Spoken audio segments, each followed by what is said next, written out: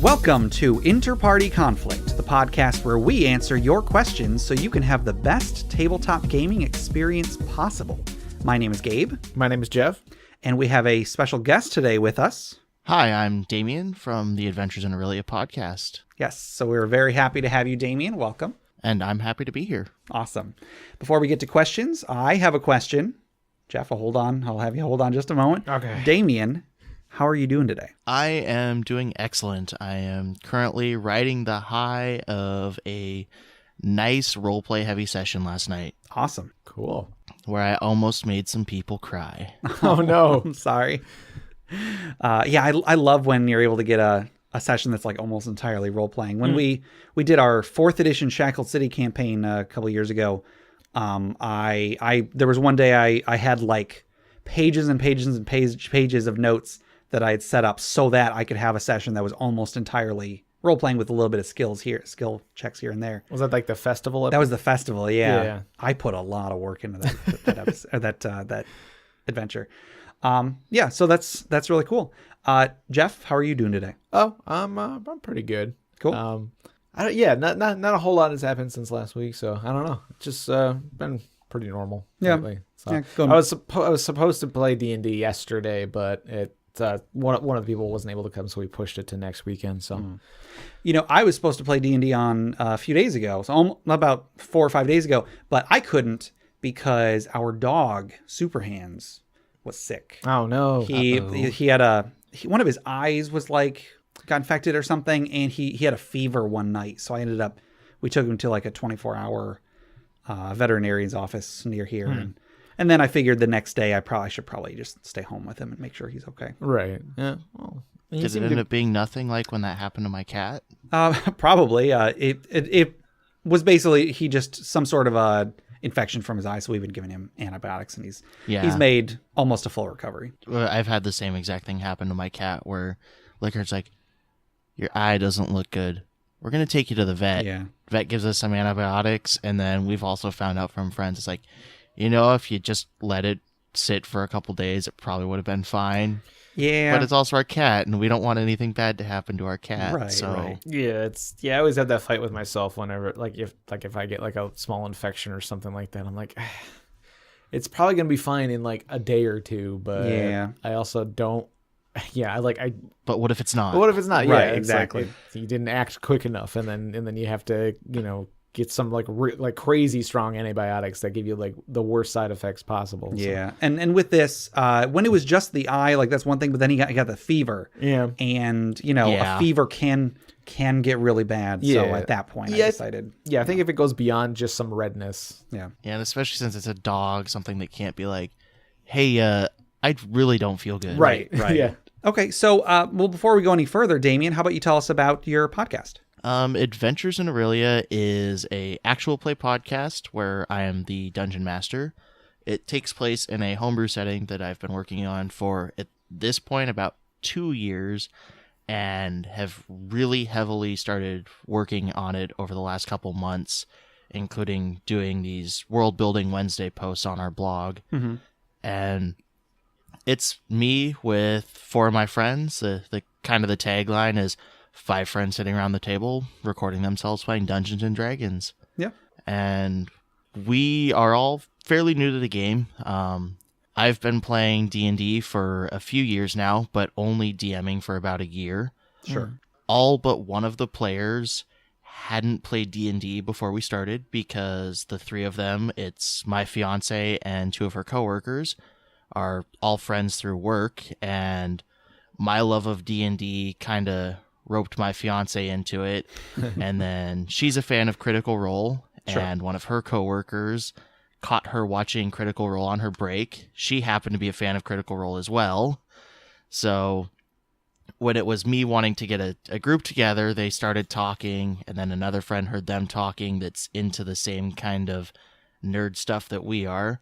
And then one of them invited their boyfriend along, who is the only other person that has played a little bit, but he hadn't played in years. Sure. So at the start, we're all kind of a bunch of new people learning this crazy game together. Yeah, well, I mean, I think that's a great way to do it. Yeah. Yeah, I remember the whole reason I know Jeff is because like I had started playing D&D with this guy at my high school, and then I got my best friend into it, and then we were talking about it one day. We were just at school in like the video studio, because that's where my friend Jay spent all of his time.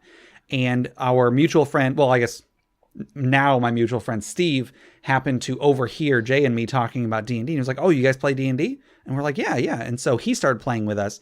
And then a while later, there was a campaign that Jay wanted to start, and we needed another player. And so Steve got his friend Jeff. And so that's how Jeff and I know each other. Mm-hmm. I mean, we went to the same school and everything, but we had never talked to each other. Yeah, that was before I was in video. So yeah, I had to go through Steve to even get into the video studio area, classroom or whatever. That was kind of how I started in general. Is the group that got me into D&D was actually a group that a friend from high school and I started playing Magic the Gathering together. Mm-hmm. His older brother played Magic the Gathering with a group of his older brother's friends, and then his older brother caught us playing Magic and invited us to play with his friend group, so we had a bigger friend group to play together. And after about a year and a half of playing Magic together, a couple of them had been part of Pathfinder campaigns, mm-hmm. and it shifted from being pretty much weekly Magic nights to weekly Pathfinder nights. Yeah, well, that's cool. I mean, yeah, similar hobbies are definitely gonna bleed over a little bit. Well, you guys want to go ahead and get into the episode? Sure. Jeff. Uh-huh. Gabe. Yes. You are walking through the forest, trying to find a suitable place to set up camp. The wind is softly blowing through the leaves, and a mist has begun to form in the air. Up ahead, you see a soft glow coming from what might be a cave. As you look inside the cave, guys, roll perception. Okay. Oh, sorry, I only have 1d20 with me. Okay. That's a 13 from me. And a 12 from me. Not too bad. Thankfully, it's pretty easy that you guys see no one inside, but there is a fire built in the center that is beginning to die down. As the flames fade, you see a small glowing object where the ashes should be. Do you take it? If I have something I can use to grab it, then yes. I'm not going to grab it with my bare hands though. Jeff, how about you? Yeah. Well, I have a pair of thick leather gloves. You guys are adventurers. You probably have some nice thick leather gloves. Yeah. Sure. So yeah, I'll reach in there and carefully take it out of the ashes. As you reach down, you find a small glowing bead the size of a marble. No longer blinded by the light from the fire, the torch you are carrying shines over the gold, gems, and other items at the back of the cave. It is in this moment you realize you have stumbled into the dragon's hoard. Ooh. Oh, snap. That's really cool. Good job. Very nice. The item that I have brought for you guys today is a campfire bead. Ooh. Okay. This tiny glass bead transforms itself into a small, 2-foot tall pile of burning logs whenever its command word is spoken. The fire burns for 8 hours or until extinguished, at which point it turns back into the bead. The owner of the item must wait twice as long as a fire burn before he can order the bead to become a campfire again. Huh. That's pretty cool. That is really cool. So in theory, if you were to use it for 8 hours and then let it cool for 16 hours, you could use it again the following day. Kind of right in time for your next 8 hours. Yeah. Right. Yeah, that's pretty cool. And it's an item, I don't know if it's in D&D, but it's an item that I loved using in my original Pathfinder campaign. Mm-hmm. And I thought it was a cool item because, hey, you've always kind of got a campfire with you. Yeah. There can be some, depending on how your DM wants to rule things, some interesting ways that you can use basically having a fire bead in your pocket. One of which my dwarf at the time really took advantage of. And there was a material in Pathfinder called Fireforged Steel. And I pulled up the description for Fireforged Steel, which is dwarves stumbled across the secret of crafting Fireforged Steel in an effort to make forge-friendly tools. Didn't take them long to adapt its unique properties to arms and armor. Fireforged Steel channels heat in one direction to protect its wearer or wielder. When it is crafted into armor, heat is channeled away from the wearer, offering some limited protection. Armor crafted from Fireforged Steel grants wearer fire resistance 2. And then the part that I took advantage of was weapons crafted from Fireforged Steel Similarly, channel heat away from the wearer. This does not grant the wearer energy resistance. Instead, the blade absorbs and channels heat to the parts of the weapon that contact enemies. If the weapon is exposed to 10 points or more of fire damage, such as from an opponent's fireball or by holding it in a campfire for one full round, the weapon adds 1d4 points of fire damage to the attack. That's really cool. For the next 2 rounds. If the wielder is wearing Fireforged armor and using a Fireforged weapon, this bonus damage increases to 1d6 points of fire damage and lasts for 4 rounds. Huh. So, my dwarf, with his full Fireforged armor and his Fireforged warhammer, would lay his campfire bead down and rest his hammer inside the fireplace during a rest. There you go. That's pretty cool. That's pretty awesome. Yeah. Yeah, I really like this item. It's pretty simple. I mean, it's basically you just create a campfire and then it goes away when you command it to.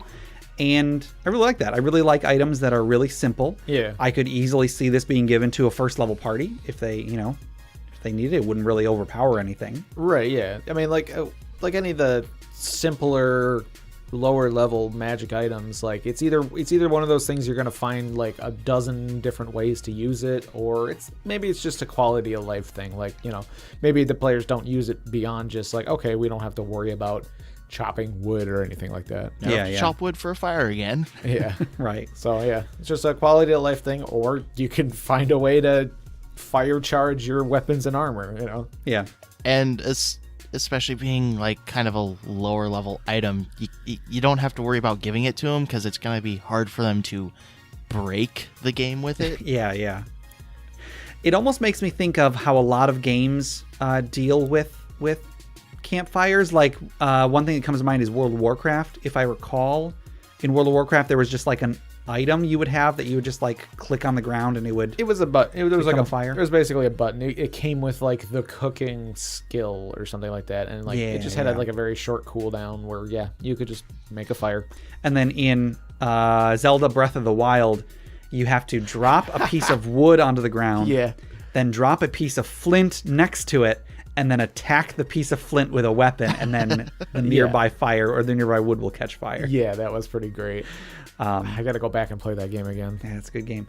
So I think that, like I said, this is a really simple item, but I think it's really cool. And I would love to use that intro idea of yours, Damien, to just have the players come across a dwindling bonfire, and then they realize that there's like a little magic item in there that's causing it to happen. I was almost thinking you were going to say like, maybe because it has like a command word, you could like slip it in somebody's pocket, speak the command word, and then like they would have like suddenly there's a campfire in their pocket in their pants. Yeah. And that's why I said, depending on how the DM wants to run it, that's totally a thing that could happen. Right, yeah. Or I thought I was also imagining the dwarf character just like he puts the fire down, he just stands in it because he's got some fire resistance. So he just stands in it, so he's always got like fire damage or something. Yeah. Yeah, I'm not sure like what damage a campfire does, but depending on the damage, you with a fire resistance too, you could just I'm just gonna camp in the fire, guys. Yeah. I'm pretty sure a natural fire would do something less than, I think in 4th edition, the tiefling ability, like tiefling's got like resistance 5 to fire, and I'm pretty sure it was explicit that like that's enough to stand in a campfire and not take damage or something. Yeah, which would be nice if you're in like a snow environment. I I'm didn't just even gonna think drop of that. a campfire bead and just lay in the fire for the night. Yeah. that is the way to do it. Yeah, for sure. Okay, cool. I think that'll do it for the Dragon's Hoard today. Jeff, if anybody wanted to submit items for the Dragon's Hoard or stories for the funeral pyre or questions for us to discuss, how would they do so? They could send us an email at InterPartyConflict@gmail.com. There you go. Oh, and Damien, did you say earlier where people can find your podcast? I don't know if I explicitly said it, but we have a website, adventuresinarelia.com, and Aurelia is ERYLIA. Our website has links to our social media. It has a player for the podcast on it. And I also run a blog that really only has the weekly World Building Wednesday posts on it. And you can also find us on iTunes, Google Play, and Stitcher if you search for us there. Sure. And I'll put the link in the show notes and all that. And I want to direct our listeners to go and check out the other podcasts on the Crit Nation Fellowship. So check out critacademy.com. Those guys create new and reusable content for players and DMs alike. You can also check out D&D Character Lab, where they make characters and then kind of pit them against each other. Damien, do you listen to either of those? I've started listening to Crit Academy. Mm-hmm. I'm still in the early episodes, like the first 5 or so. Sure. And I haven't listened to Character Lab, but my fiance Caitlin, who is also on the show, has listened to, I think, all of Character Lab already. Oh, cool. Yeah, I've listened to all except their most recent episode, I think. Yeah, they're both pretty good podcasts. And I mean, if you're the kind of person that's always looking for like new ideas for stuff, they both definitely provide plenty of those. All right, let's go ahead and get into some questions. Sure. Damon, do you want to read your question first? Sure, why not? The question that I pitched for today was, when does an NPC become a DMPC, and how hard should you work to stop an NPC from being integrated into the party? Yes. And now, astute listeners might notice that we did have an episode about having a DMPC, and in that episode, I kind of took a fairly strong anti-DMPC stance. So, I think today it'll be good to get another person's perspective on that. Sure. Yeah. So, so Damien, do you wanna take first crack at this?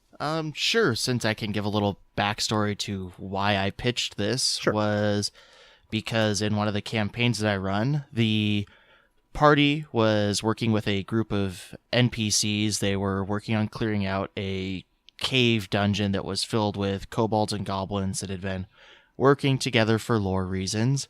And within this, there was a fighter NPC named Karim that over time the party kind of elevated to a level of party leader.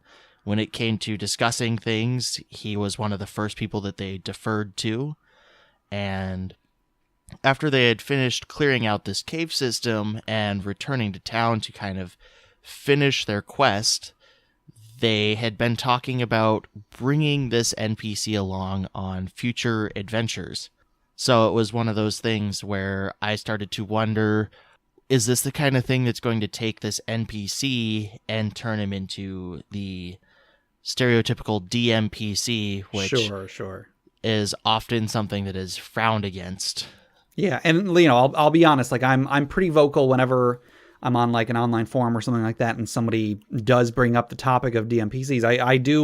I make it clear that like I think the way I put it in our previous episode was that at best they're unnecessary, at worst they are an active detriment to the campaign, and so yeah, there is quite a bit of a stigma attached to them. Yeah, and as someone that takes part in D&D forums as well, I am well aware of the stigma, which is why when this shift was starting to be like, oh, they want to keep this guy after this adventuring arc, that's when like the wheels in my head were turning, like, that's not something that's usually a good thing in the long run. Yeah.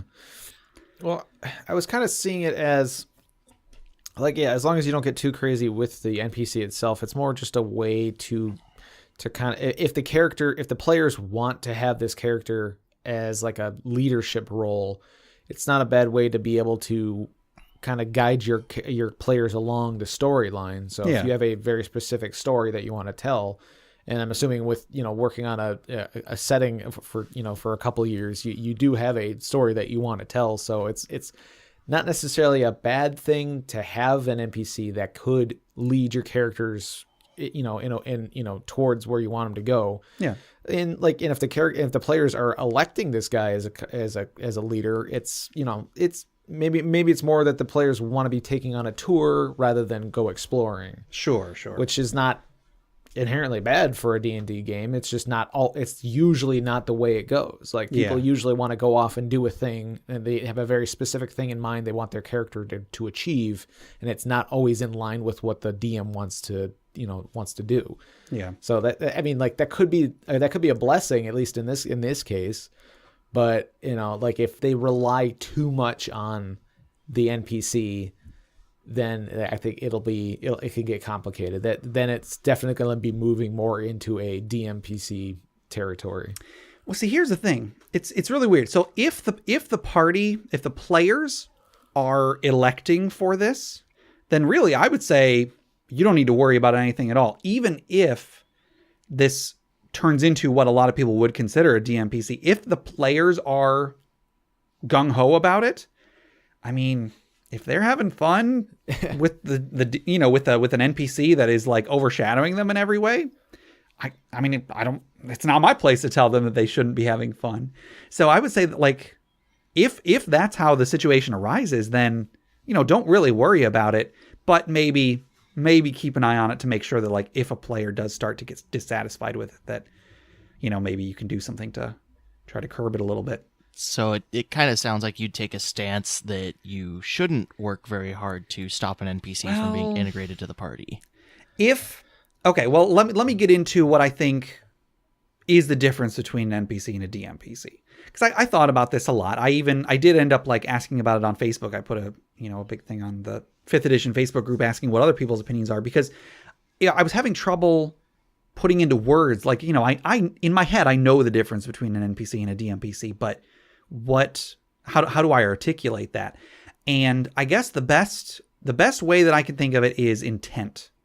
If the DM makes an NPC that they want to go along with the party because the DM wants to also enjoy the fun of playing rather than DMing, that's a problem. Like, that's when it is without a doubt a DMPC, and so that intention is definitely a problem.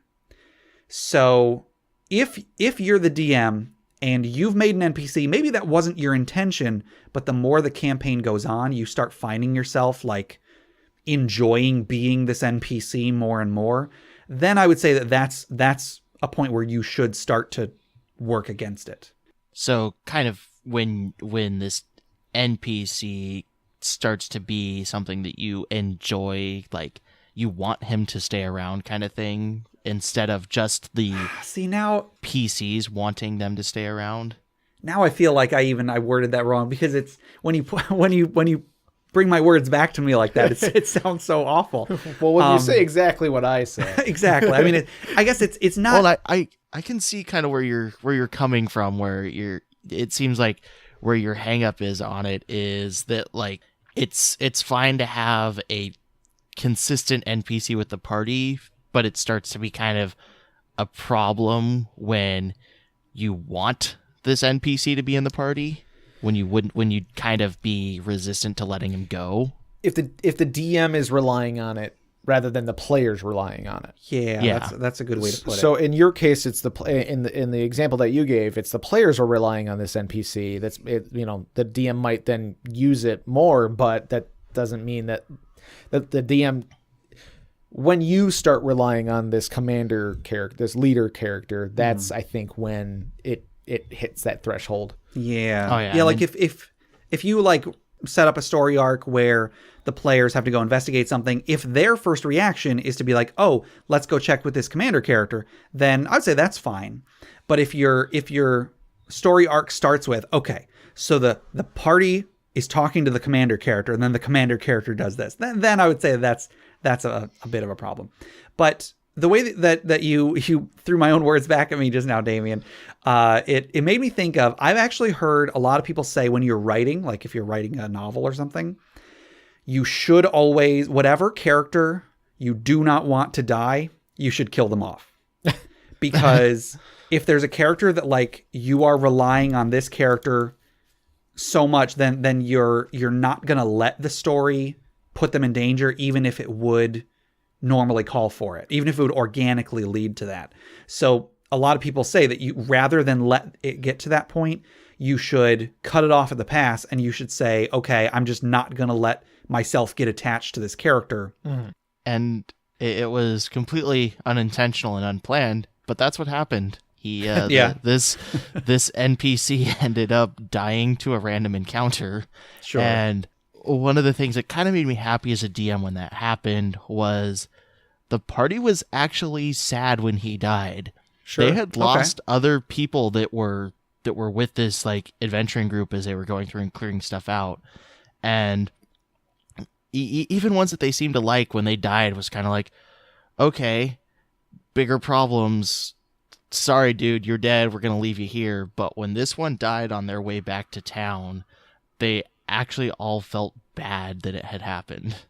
And that's probably the best possible outcome with this sort of thing. I was thinking that, like, if there is a point where you as the DM start to think that, like, maybe you are relying on this more than the players are relying on it, if you ever start to suspect that, I would say go ahead and remove the NPC from the party, whether it's through death or whether it's through just, hey, they've got something else going on. And so, like, leave the players wanting more. If this NPC leaves them and they're like, oh man, I wish you could have stayed with us a little longer, that is a much better scenario than even a single player being like, this guy's kind of overstayed his welcome.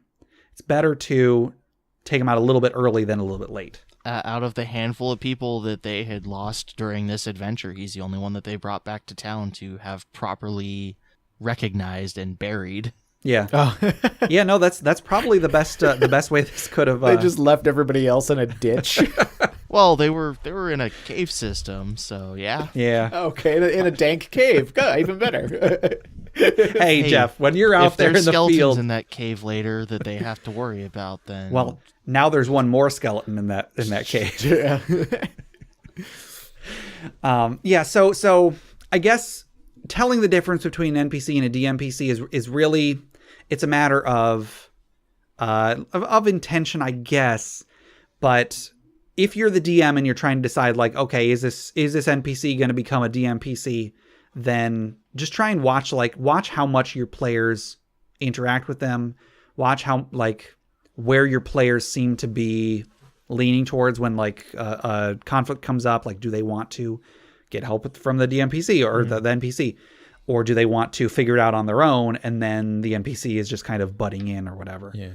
It can be tricky. Especially one of the things that kind of worried me with having him around too much is that thing that you hear about happening every once in a while when you're part of a D&D forum where the DM is essentially playing with himself. Yeah. Yeah, definitely. Where the story is basically, all right, guys, we're going to hang out for about an hour and a half, and you're going to watch me roleplay with myself. Right. You're going to watch me talk to myself. Oh, yeah. You have an NPC. You have the friendly NPC talking to a neutral NPC, and you're role-playing with yourself for an hour. Yeah, that's definitely something that should be avoided at all costs. Yeah, and with him in the leadership, position, that is that's going to happen more often than not. Yeah, that is definitely a pitfall that's going to come up with that. So just kill him off. Yeah. Well, I mean, yes, but I had this idea. How about if you suspect that an NPC is becoming a DMPC, give, like, whatever you have that character stats written out on, hand those stats to a player and say, okay, now one of you guys is in charge of handling this NPC. If they have a specific question that they want to ask that NPC, then yeah, the DM can respond like that NPC. Yeah. But especially in combat, the DM already has enough things he's taken care of. He does not need another creature to be controlling in battle. Yeah. So maybe rather than just killing them or removing them from the party, try out giving that NPC to a player. Maybe even letting them roleplay as that character a little bit if they want to. And then if they don't like that, or if there seems like a good point to kill off or remove that character, then go ahead and do it then. Yeah. Oh man, could you imagine if I had killed him off when one of the players was controlling him though? Yeah. Blame themselves even more. Exactly. Oh yeah, another thing we were talking about earlier was when you go from it just being a stat blocked NPC to a full character sheet. Yes, good point. Because like I said, I did ask about this on Facebook. I got a lot of different responses, some of which I agreed with, some of which I didn't. Some people said that a good rule of thumb is once the NPC has a character sheet, then it's starting to become a problem. Yeah. And I can understand that. I mean, like, heck, when I make characters, I don't always give them a character sheet. But if you are if you are taking it to the extent where you are statting them out like they're a character and you're writing out all their abilities and all their, personality quirks and whatnot, at that point, if you've put that much work into the NPC, it might be getting into DMPC territory. So like that could be a thing to watch out for. So here's kind of an interesting way to expand upon that, though. Let's say you've got this NPC with the party. He's been with them for a while, long enough that, well, they've advanced a full level. The NPC should probably be getting better with them too. Mm-hmm. Now, at that point, you probably want to start looking into possibly giving him a character sheet. Would you want to do something like create a character sheet and hand that off to your players, or maybe say, okay, like have a meeting with your group and be like, okay, guys, this guy has been with you guys long enough to start leveling up along with you. Mm-hmm. Here, make him a character sheet. That's a good question. Because I don't necessarily, because that's another thing a lot of people said was like, once he starts gaining experience, then it's a problem. And I don't really agree with that, because why should the party gain experience if he's not? Yeah, if I mean, they're like, all together. If you are factoring him in when it comes time to deal out the experience, maybe. I mean, that feels a little weird to me, but but just advancing if you have an NPC, he should be advancing even at least somewhat as the party does, even if it's just like increasing his attack bonus here and there. But I also really like the idea of, if there's like an NPC that started with you guys just as like, oh, he's just like a hunter that happened to get caught up and, he's just been like tending to the fire and stuff when you guys were off adventuring. I like the idea of taking a fairly mundane NPC and then like, oh, at one point he has like a couple cantrips. He's got some like low level magic that doesn't necessarily play into the story a lot or doesn't really do anything the players can't do, but just giving him a little bit of depth, I don't think is a problem. And that's something that can come from advancement. So advancement isn't inherently the problem. It might be a symptom of the problem, but that in and of itself isn't the problem. But Damien, were you suggesting that you have the players stat him out? Well, it was kind of, if they're going to advance, Mm-hmm. which do you think would be a better way to handle it, where you kind of start just increase a couple stats here and there, or possibly hand it off to the group and be like, okay, guys, your fighter NPC that has been with you for the last 2 adventuring arcs is going to start advancing. Would you hand it off to them and be like, okay, you guys discuss and decide what would be, what like level he would take? See, I do like that idea. I do really like the idea of the players being in charge of the NPC's advancement. I'm trying to think of like different games that have like, there's like companion mechanics, or like even just like the animal companion mechanics, but something similar, but for like NPCs. Yeah. I feel like there definitely has been stuff like that in earlier editions, or at least I think something. Pathfinder had a mechanic like that. You could get like a hireling or something that had an advancement track. Yeah. In 3rd edition, there was a feat that technically anybody could take after 5th level, I think, called Leadership. Yeah. Which gave you a cohort, which was a character that was 2 levels lower than you, that you, as far as I know, you would stat out and you would control and everything. And then you also had like a whole bunch of, depending on your level and some other stuff, you had like a whole bunch of followers too. And oh yeah, wow. It was, I mean, like, we never used the followers. Yeah, we always just used the cohort part. Yeah, there was a whole other thing with it. Yeah, but I took it for the cohort. Yeah. And I'm sure a lot of people did, because like it made you way more powerful because you were basically 2 characters now. Yeah, even though one's a little bit behind, you've still added a whole other character. I know, and so like a 10th level fighter with an 8th level cleric is way more powerful than a 10th level fighter with a different feat. Yeah. I love that, like, the first thing that I went to was also having it be a cleric. Yeah. Well, and that's what a lot of people do. A lot of DMs, when they do bring in an NPC or a DMPC, a lot of the time it is a cleric, because nobody in the group wants to be a cleric, and the DM is unable or unwilling to change the encounters so that a cleric isn't needed. I mean, that can be hard to do. It can be hard to account for not having a cleric, but it's possible. The more, if you're willing to put in the work to try and make the adventure better for a party without a cleric, then you can do so. But it is, I don't mean to downplay current the difficulty adventuring party for Adventures in Aurelia does not have a cleric. That's true. And my very first campaign that I was a part of, the group conned me into being a cleric.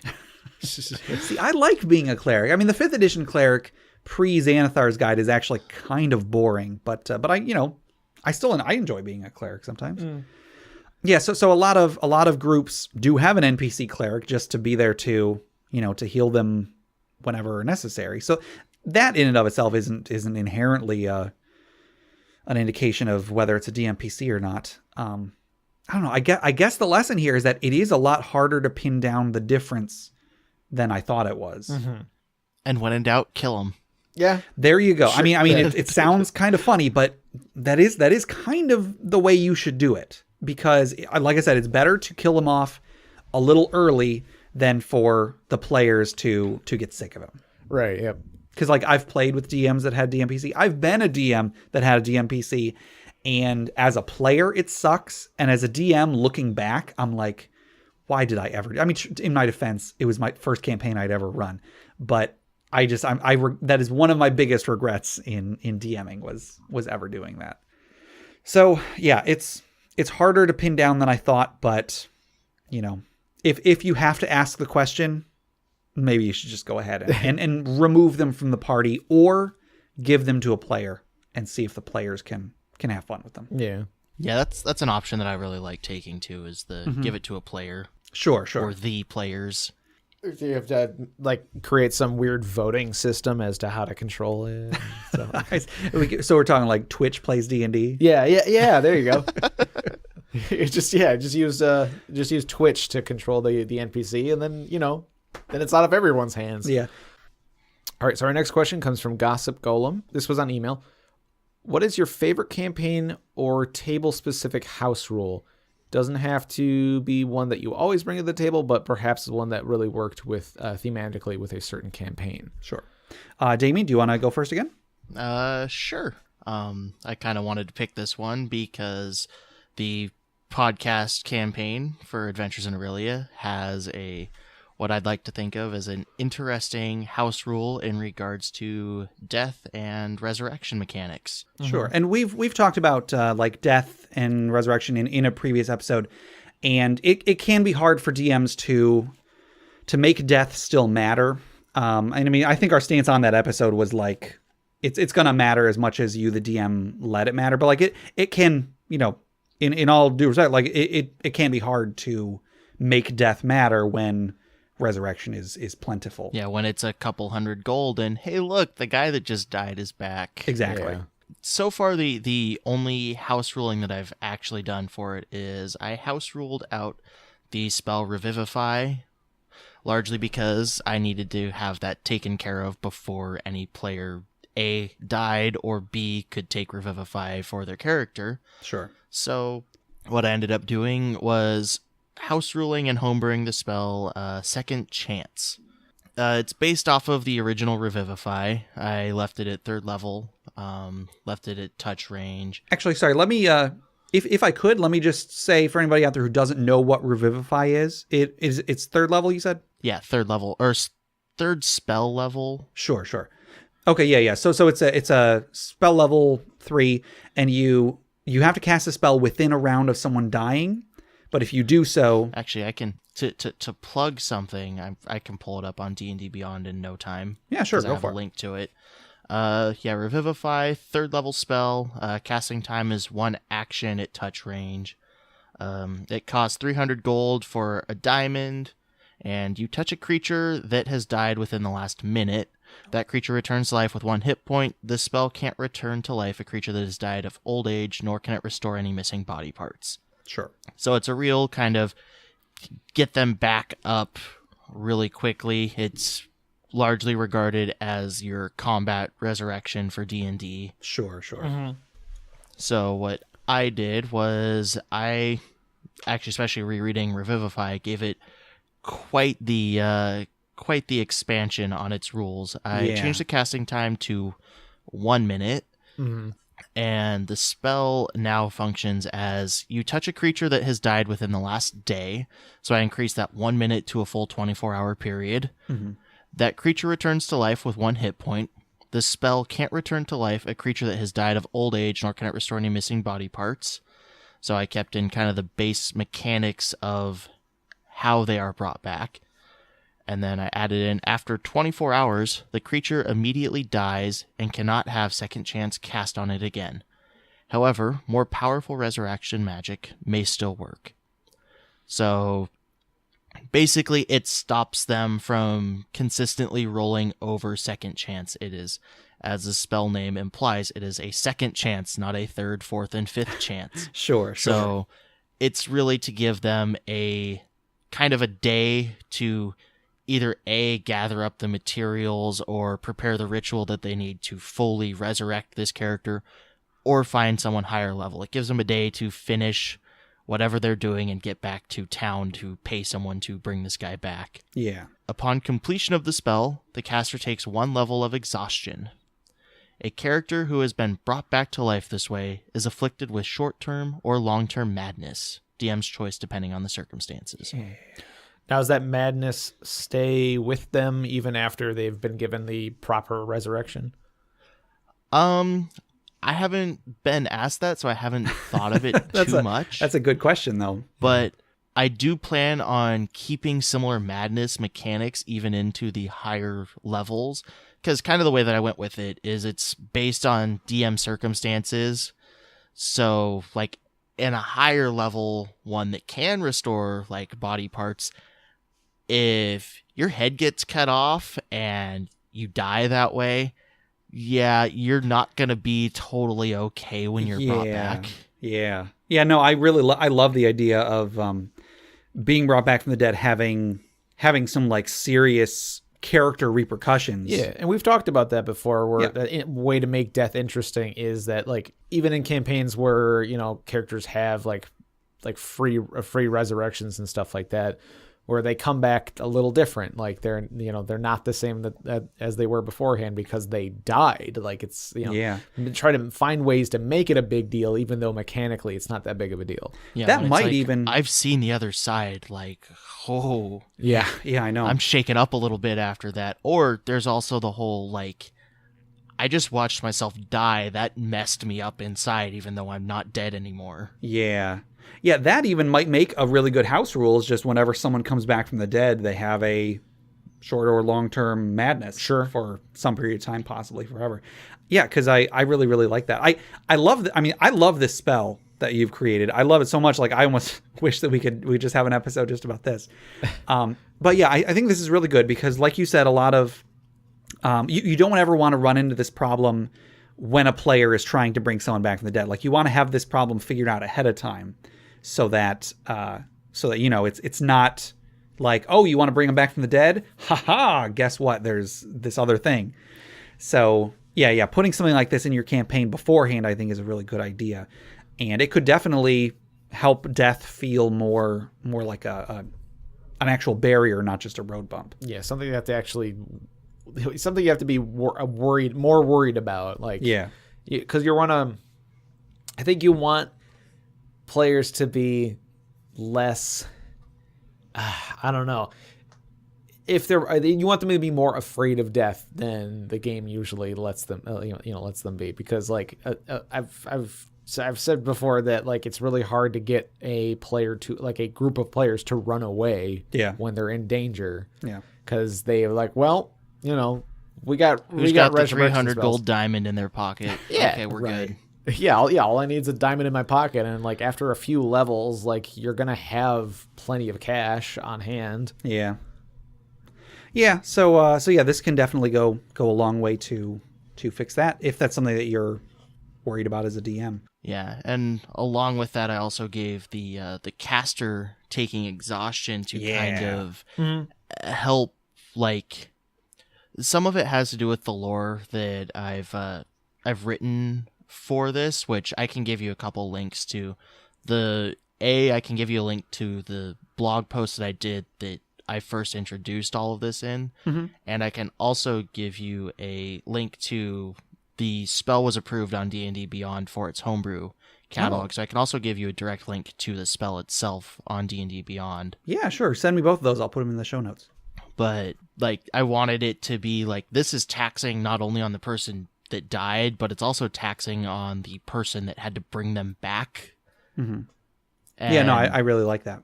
for this lower level one, it's only one level of exhaustion, but I plan for higher levels to inflict more exhaustion and possibly even add in some direct damage mechanics as a result too. Sure. To really show the exertion that pulling someone back that has been dead, like in some of the resurrection spells, they can be dead for 100 years. Yeah, I mean, to be fair, that is getting into like 9th level spells, but yes, I can see why that would be a problem. Well, and part of why I want to make that difficult is, I mean, it should be a thing in D&D already, but especially in Aurelia, I have the realm of Callistra, which is the realm of the gods. So to bring someone back that has been dead for 100 years, you have to wrench their soul back from a god. Yeah. Which is something that I think is hand-waved way too much in the original high-level resurrection spells, because the gods are supposed to be a thing in Dungeons and Dragons lore, and I don't think that soul's just waiting around for 100 years before the god can take it. Like, you've taken something from a god at that point. Right. Yeah, I mean, like, I could understand souls being kept in like a holding pen or something for a day or two, and not for 90 years. Yeah. Makes me think of the show Buffy the Vampire Slayer. There's spoiler alert. For a show that's been over for 10 years. Right. Yeah. So there's a point in which Buffy dies. Buffy sacrifices herself to save everybody, and she dies. And like, it's like, that's the end of the season. And then like in the next season, they're like working to try and get her back or something. Yeah. Can't remember the exact details, but they managed to get her back, but she has been dead for I'm not sure how long, but more than just like more than a few days. Like, she's definitely been gone for a while. And like, when she comes back, she's like just upset about it. She's like, I died. Like, I died, and I was content with death because I died, saving people. Yeah. And you guys brought me back into this, like, this crap, and all this crap. Like, she was happy in the afterlife, like, because she knew she did something good, and that whole thing. Guys, we live on a hellmouth. Why did you bring me back? Right. Yeah. Right. Yeah, I'm all for repercussions of bringing people back from the dead. I think that's That being said, some of the house rules that we've put in. Well, yeah, that's true. So other house rules. I mean, we don't really have a lot of house rules for 5th edition. No. I mean, really, I haven't gotten enough time playing 5th edition to necessitate house rules. But back in 3rd edition days, we had all sorts of ones, mainly because we were teenagers and we loved just playing goofy, powerful campaigns. Well, we usually had smaller groups than the adventures called for, so that's true. In most cases, we get like a bonus feat, or I think even one adventure we did, we had a level adjustment and a bonus feat. We did. Well, it was. I know there was one campaign where did we have a level adjustment? I know that at least once we had like a major bloodline from Unearthed Arcana, something like that. But some house rules that we've used when a lot of the time, like when there's lots of different like stat generation house rules people use. By the book, it's like point buy, you have this many points, and then, or you might roll 46, drop the lowest one. We've done campaigns where point buy is not weighted, like it costs the same amount to go from a 16 to a 17 as it does from like a 10 to an 11. We've had campaigns where it's 5d6, drop the lowest 2. Sometimes it's even re-roll 1s and 2s. I've had campaigns like that before. We would often have campaigns where we give everybody 1 or 2 bonus feats. Again, in 3rd edition. I've heard a lot of people in 5th edition give their players 1 feat for free at 1st level. Because, I mean, feats are fun. Yeah, they're a lot of fun. They're fun. They give you something that you can do with your character that you might not have thought of otherwise. And especially with Xanathar's Guide out, there's like a whole bunch of feats in there. Yeah, there's a bunch of new racial ones, I want to say. Yeah. So yeah, just like making your characters more powerful at low levels, I think is a pretty common house rule. Some groups even just start at higher level because, frankly, being at low level because first level is really easy to die in. Exactly. Yeah. One hit from anything will kill anybody.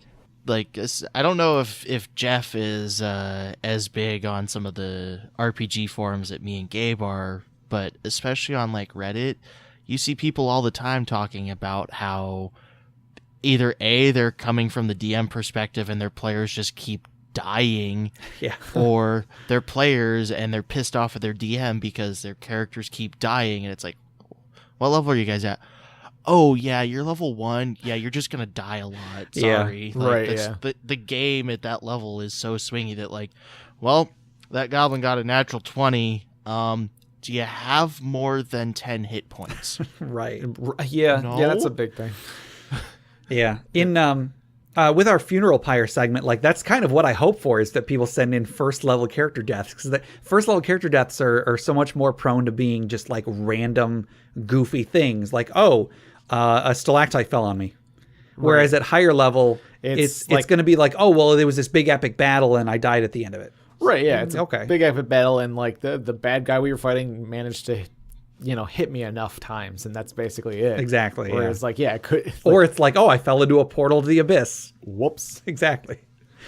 Yeah. So I really like hearing about first level character deaths, but being first level sucks. So a lot of people house rule, Starting house rule that away. And in 5th edition, like not many of the classes have anything that really makes them the class until like 2nd or 3rd level. Most classes, yeah. Yeah, I want to say like Bard has something. Wizards have specialization at first level. I know that. I think it's only I think it's Fighters the 2nd level. get fighter style, but like half of the martial classes all have a fighting style, so they're all kind of the same. Yeah. Right, yeah. I think they get that like 2nd level. I know clerics get a domain at first level. Yeah, they don't get any useful abilities until 2nd level, but yeah, I think some of them get some little thing at first level, like, but it's like, yeah, it's mostly at 2nd level you get like like the fighting styles, and then 3rd level is when you get like your major class thing. Other than like maybe a few things, like I know barbarian gets rage right off the bat. yeah. Yeah, But, I'm really a fan of starting at 2nd and 3rd level. Yeah. 3rd because, well, with the way that they made 5th edition, all the classes turn on at 3rd level. That's when they get what makes them their class. But 2nd level kind of allows them to be a first level character without some of that risk. So you've gotten more hit points, but at the same time, a goblin is still a pretty big challenge even at 2nd level. Yeah. Because nothing has really changed for a lot of characters, but they've got more hit points, and all the characters that don't get something decent at first level get it at 2nd level. Sure. A lot of people will use a house roll involving healing, like if you're rolling to use like a potion, or when someone casts a healing spell on you. A lot of people will change it so that if you roll under a certain amount, you can re-roll it, or like you take the average or something. Because I mean, it can suck if you're like, okay, I'm almost dead. Let me drink this potion. Oh, I rolled a 1. yeah, it's like okay. Yeah. I house rolled potions as being a bonus action because they're supposed to be like your standard action in 5th edition. Yeah. Which, especially the way that most D&D goes, is you are kind of wasting your time to drink that potion if you're not also dealing with the threats. Yeah, I really So I'm liked like, how in yeah. 4th edition it cost a bonus action, so you could still attack and drink a potion. Yeah. And that's kind of what I've done for the way that I run things is, no, if you can't do it as a bonus action, you're either A, never going to do it, or B, you're going to drink a potion, get hit again, and be just as, if not worse off than you were before. Yeah. That's action economy and like things like that where it's just if you're not if you're not able to get away from the thing that did the damage, like, or do something about it, like there's really no point. You're most cases better off hoping for that critical hit that kills the enemy. Yeah. Than to heal yourself mid-battle and take another hit next turn. Right. Especially That's actually once you've got 2 or 3 attacks. Yeah. That's actually something that I do think 4th edition did really well. Healers did not have to use their main action to heal. I mean, in rare cases they did, but if you were playing a cleric, your like standard healing ability cost a minor action, not a standard action. Mm-hmm. So you could use an attack power and heal somebody in the same turn. And then 5th edition went back on that. Yeah. And A little bit. I know that like healing word is still a bonus action heal. I guess it is. Yeah, that's true. And then the new absolutely broken healing spirit. Oh my goodness. What's it's in Xanathar's guide. It's a spell that you conjure up like a spirit in a given square, and then anytime an ally starts their turn in that square or moves through that square, they gain 1d6 hit points. And that's at the low level. That's at the lowest level you cast it. and then the spell sticks around for a minute, correct? For 10 rounds? Yes. So in theory, like, yeah, you can use it in combat and you can give your allies like, oh, a little bit of healing here, there, a little bit of healing here. But the real thing is outside of battle, you're not going to take an hour-long rest. You're just going to cast this, like, what, second-level spell? You're just going to cast this second-level spell, and then all your party members are going to get 10d6 healing because they're just going to walk through it, and the next one's going to walk through it. The next one's going to walk through it every round for a minute. People have done math, and if you're like in a village that has been like stricken by some calamity, you can set it up to where the amount of movement that characters get, if you get everyone lined up in the exact most broken pattern, you can heal like thousands of damage in a single minute. Right. And I mean, because they kind of do the They do a conga line through it. Yeah, it's an easy. I feel like there's an easy fix. You can only heal so many d6. That's a common thing with cleric spells. There's like cleric spells that they deal damage to. Like there's one where you summon an angel or something that hurts enemies that start their turn next to it, but it only deals a specific amount and then it goes away. Yeah. You could do that. You could also have it be that it only heals someone once. You can only one person can gain healing from it around. Some people have ruled that once a battle is over, it goes away. Wait, is it not only once around? Well, I mean, it's once per person around. Well, okay. Actually, in theory, per turn is its wording. It's per turn? Okay. In theory, you could have a bunch of, if one of your party members is down like 100 hit points, you could have all of your other party members pushing them through it. And in theory, that would allow them to get more and more heal, whatever. I understand that a lot of these examples are kind of metagamey and whatever, but like there's something is wrong with this spell because it makes so many other spells useless. It's a cool idea. I like it. But I feel like it only heals the number of d6 equal to the spellcaster's spellcasting ability modifier or something like that. I don't know.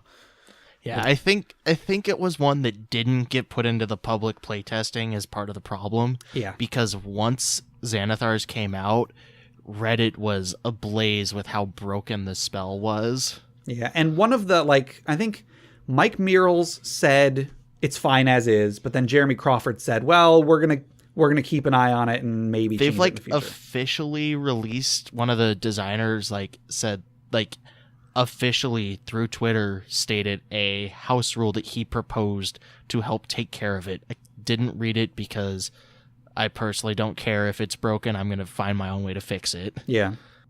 Yeah, I just think if it is working as intended, then you got to ask, why aren't there more spells that heal 10d6 to multiple party members at second level?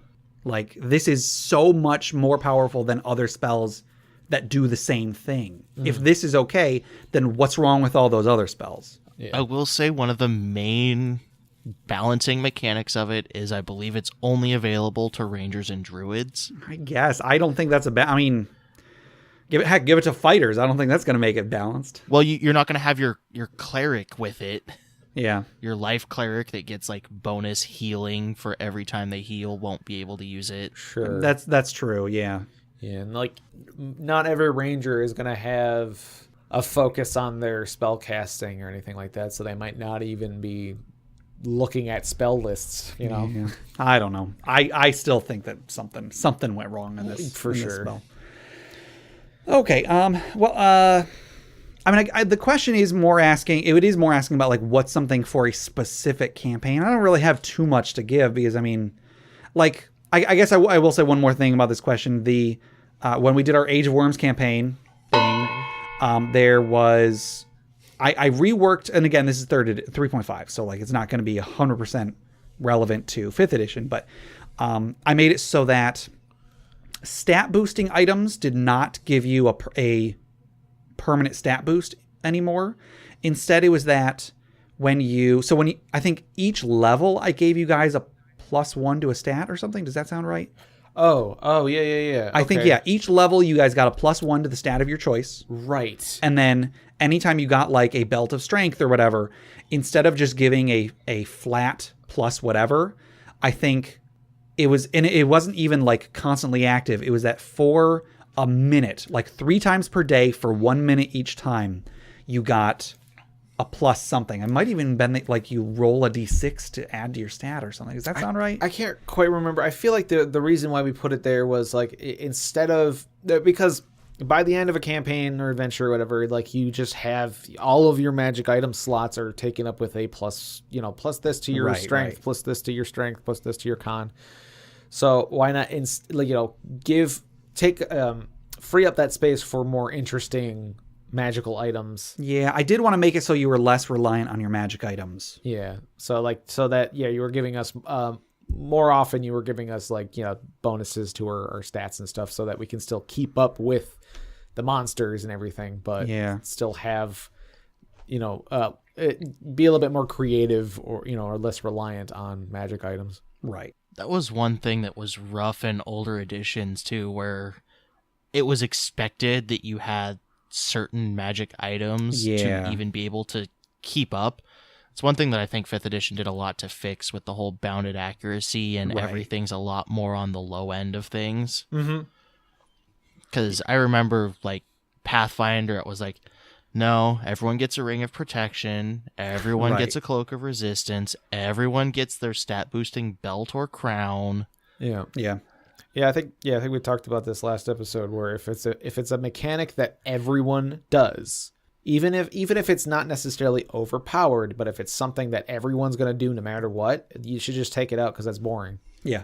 Just take it out and have that just be part of being a character. Yeah, why have so many choices of what your character can do if everybody's going to take a ring of protection, a cloak of resistance, and so on. Yeah, and that's another thing. Like with 4th edition, there were feats that literally everybody took, because it was like a feat that gave you a +1 to all of your attacks every 10 levels. So like for the first 10 levels, everyone got a +1 to attack. Everyone got a +2 to attack from levels 11 to 20, and then 21 to 30. It's like, why not just add that into the base attack? And a lot of people did exactly that. They were like, well, okay, you don't have to spend a feat to get that. You just get it once you get to this level. Yeah. And 5th edition has solved a lot of that, like the proficiency bonus. As you reach a certain level, you just get an extra +1. And they brought down a bunch of the stats, so it was no longer like, well, if you don't get your +6 Helmet of Intelligence, you're never going to be able to hit this with a spell. Right. Yeah. Yeah, so 5th edition, I think, doesn't need it doesn't need a lot of the house rules that earlier editions had. That doesn't mean that people don't use house rules. Doesn't mean that there aren't going to be house rules that come up. But so far, nothing really comes to mind for anything that I had to implement. It seems like they kind of followed that advice that you were giving before of, if everyone's doing it, just make it part of the game. Yeah. They've made a lot of the things that everyone did a part of the game. Yeah. So I guess the lesson here is that 5th edition is awesome. Not perfect, but not perfect. Exactly. It's definitely already seeing the effects of power creep and everything like it that. It is like the spell we were just complaining about. I don't even know if that part's going to make it into the episode, but if not, we were complaining about a spell. Yeah. I like power creep. My mind immediately just goes to, I was like, oh, okay, they're just trying to get money. Like they just want to make money. You can't blame them. They're a business. That's how you get people to buy your product, is you give out something that they didn't have before, that they want more than what they had before. Mm-hmm.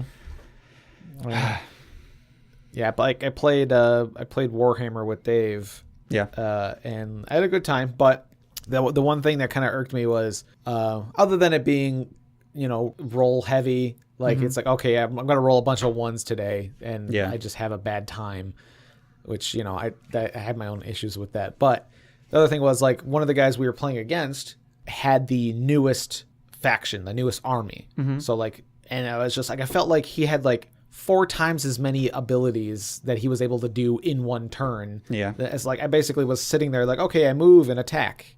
And he was like, all right, well, I'm going to mark your enemy, and I'm going to cast this buff on my guy, and then I'm going to move in an attack. And it's, it's like, oh, okay, you have the newest faction. Obviously, they want to sell figurines. It's a very expensive game.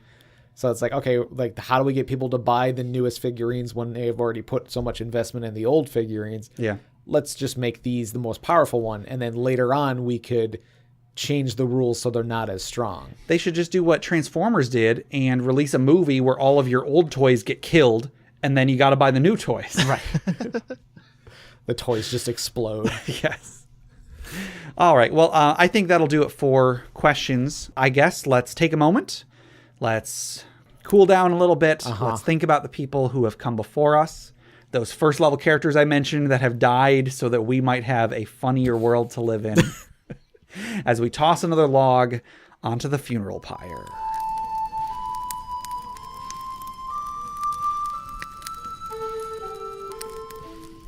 Let's laugh at the low-level deaths. Well, though the death of Avon Savak was not a first level character, he was still only like level 5 or so. He's an old Pathfinder character that I had. Yeah. And it was a campaign that I was playing with my first group that got me into Pathfinder in the first place. And we had recently started up a new campaign where we were all like these villagers, and our village had been like taken over by some dictatorship. We like found ourselves in the capital city of this new ruling force. We were trying to free the other people from our village because we managed to like not be there when this all happened. Okay. And It's a good way to avoid getting killed. Sure. There. So we ended up finding out that they were being held in this prison. We made our way into the prison. We broke into the prison, and there was some interesting things going on as we like were freeing everybody. And pretty much what had happened is we opened up all the cell doors. Half the party started taking all of our villagers and running out, and then the guards were coming in afterwards. And Avon, the hero dragonborn that he was a dragonborn fighter. He turns, stops, and starts just left and right taking out guards, trying to give more time for our village to escape.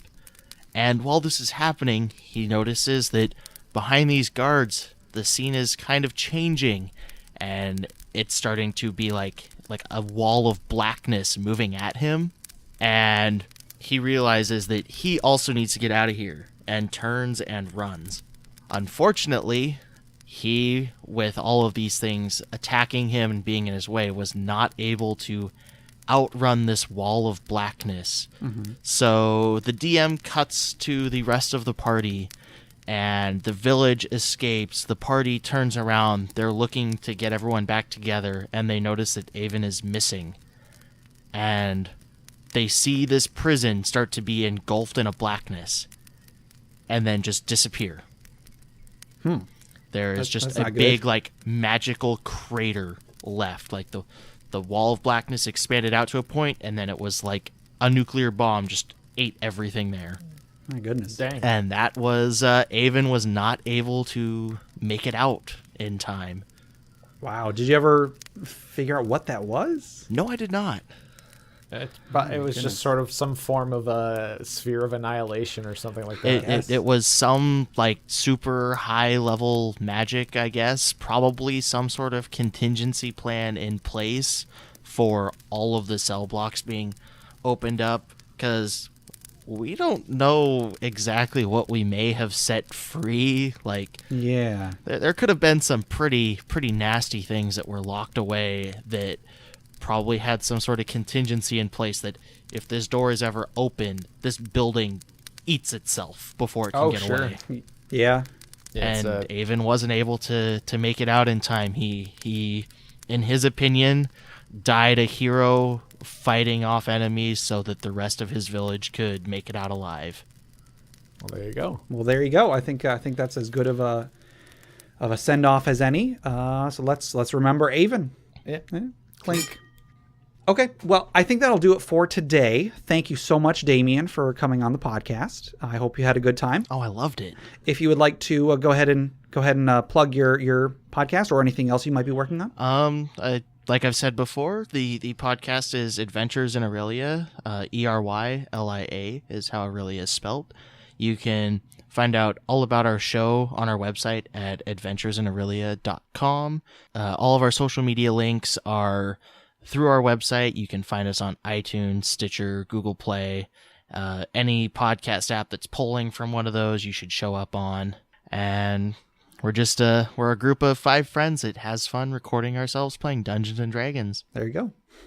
All right. If anybody would like to submit questions for us to discuss, items for the Dragon's Hoard, or stories for the Funeral Pyre, please email us at interpartyconflict@gmail.com. For show notes, running list of questions asked, and important links, such as links to Adventures in Aurelia, go to interpartyconflict.com.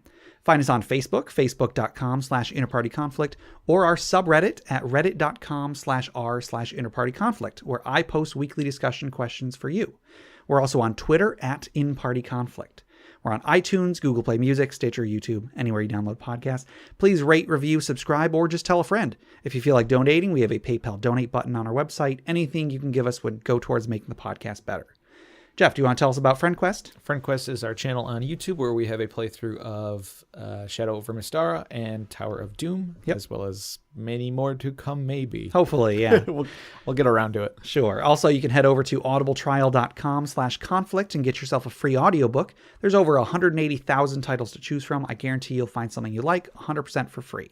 We also have a survey that you can take for us. Just takes a couple minutes. If you go to bit.ly/interpartyconflict, you can take this short survey and then get yourself 2 free board games courtesy of Mary and Tom at hollandspiel.com. And our music is made by Boxcat Games from Nameless the Hacker's RPG. And so, Damien, until next time, remember, kill your NPCs before they're DMPCs. There you go. Very good.